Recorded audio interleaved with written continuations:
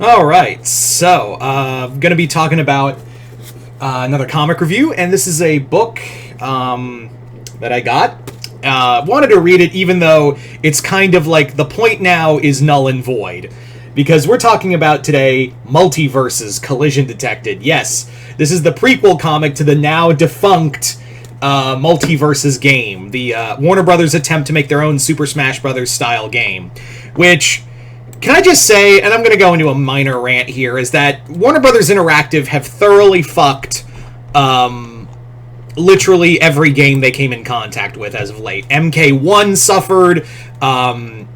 Obviously, Rocksteady is permanently damaged as a brand because of what happened with Suicide Squad, and Multiverses was just handled poorly. I don't know if Warner Brothers and we're not going to get into a discussion about Warner Brothers on a whole, because I know there's certain people who come on here and bitch about the same three things. I'm tired of it. I get it. It sucks. I know. You don't have to constantly bring it up. Anyway, so getting back on track is that Warner Brothers Interactive, Warner Brothers on a whole has fumbled the bag on a lot of things, but Interactive has been especially heinous on how bad they have fumbled on their brand. I don't know how Interactive can, after everything that's been said and done, and now that we've had cancellations on games, especially the Wonder Woman game and all that, it's been thoroughly the brand Interactive, Warner Brothers Interactive have thoroughly fucked over any good graces they've had with their consumers at this point. So I find it funny that I'm going to be talking about a comic that is meant to be a prequel to a game that has been decimated by its own company. Fun. Anyway, so the comic is the 6-part prequel to, and supposed to explain what what Multiverses is about. The comic's written by Brian Q. Miller with artwork by John Samavaria. Oh God, I always butcher these last names. Anyway, so the comic basically, the first issue, I'm going to be honest, it's a 6-part book, but the primary focus is the Trinity, which is always cool to see.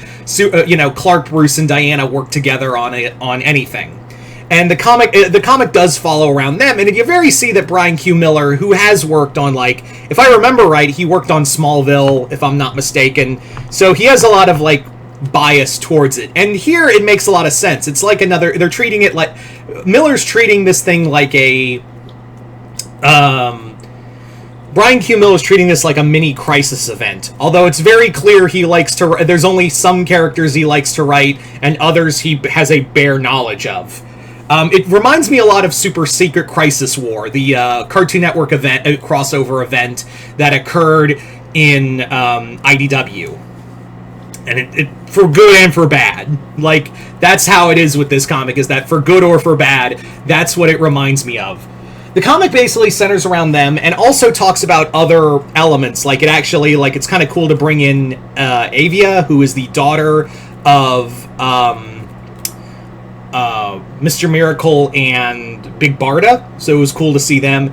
I also liked the inclusion of other characters. But yeah, we only get a small fraction of the characters we see. The main focus is really... Again, outside of the Trinity, you have Bugs Bunny, you have the Wicked Witch of the West, who was never, she was meant to be in the game, but we never got that far. You also had Scooby and Shaggy be a big part of it, and then you have Rick. Rick in here barely plays any role, and it's very clear that, Miller did not want to use Rick Sanchez at all, because Rick doesn't even thoroughly show up in the game in the comic. He basically, it's a program, because what happened, it's a program that possesses Brainiac, so it's Rickiac.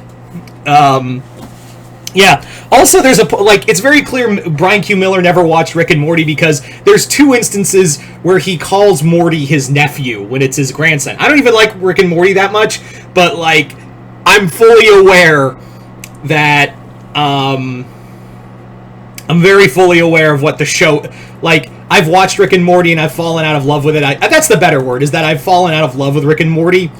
But to hear that, it's very after hearing him say nephew twice about Rick and like calling Morty his grandson. I mean, not grandson, his nephew, is like, wow, you clearly didn't watch this show. Speaking of other characters he never watched, Garnet and Steven play a role in here, and it's very obvious this guy has never watched Steven Universe either, because there's a point where Steven gets injured, and I'm like, so he'll just heal again. He can just do that. You know, Steven can just can cry, and like his wounds can heal. But no, it becomes a whole thing.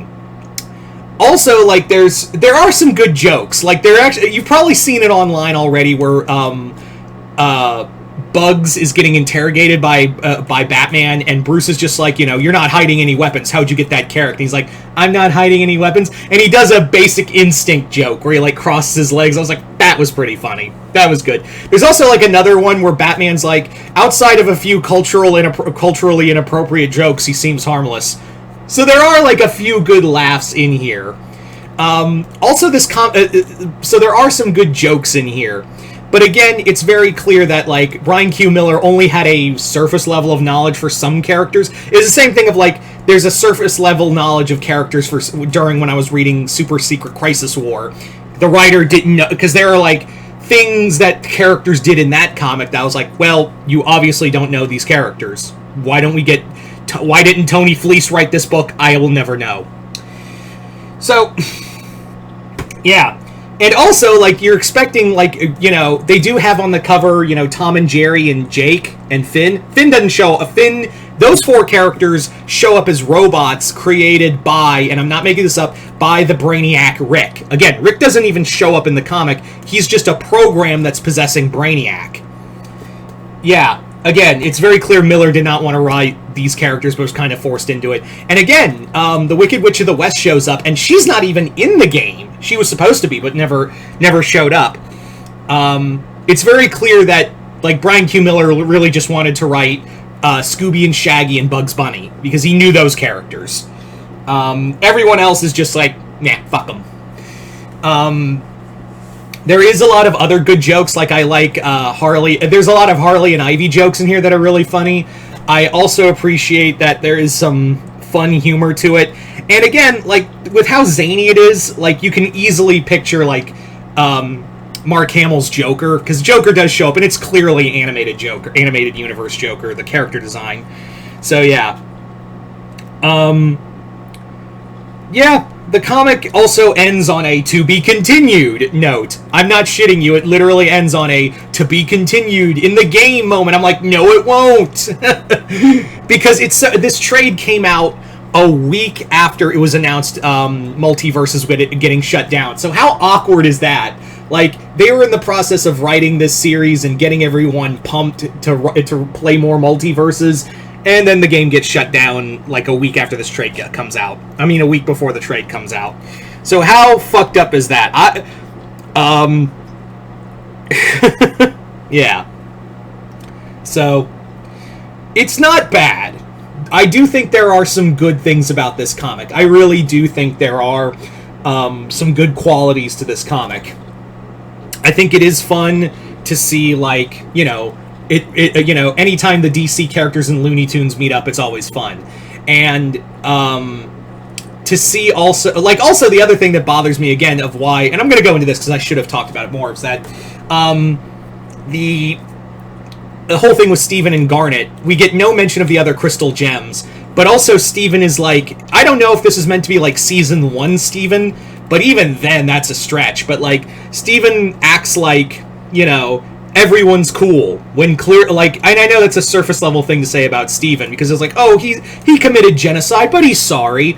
But like, he's just instantly like all friends with the Wicked Witch of the West, which I can see. But like Rick, immediately he's like, oh, you've got a naughty mouth, and I'm like, Steven does not talk like that, even in season 1. God, why am I being such a stickler about that? But I don't know. It's fun. I'm going to say that. I am going to do an in-depth review. I think I'm going to do an in-depth review with my friend Matt Denian at some point on this comic, but this is not awful. This is not an awful book. It's just, it's bad in the sense that, like, it sucks because this comic is representing a game that is no longer in existence anymore. So, it's just kind of, it's like looking over a corpse, really. That's really what it is. But it was like it is fun to see like these characters meet, even though there is some surface level knowledge. And I'm always down for a fun crossover, but this time it just felt like Miller was put up to this job, and he was like, I know how to write DC characters, and I know this is supposed to be like the DC animated universe, so I can write that. Everything else in here, he's just kind of like, ugh, I gotta write these characters too. Fuck. That's what it feels like some of the time. But do I recommend it? I'd say wait for a discount price. The comic itself is okay at best, and again, that to be continued thing, unless they continue the storyline in comics, yeah, that's never going to happen.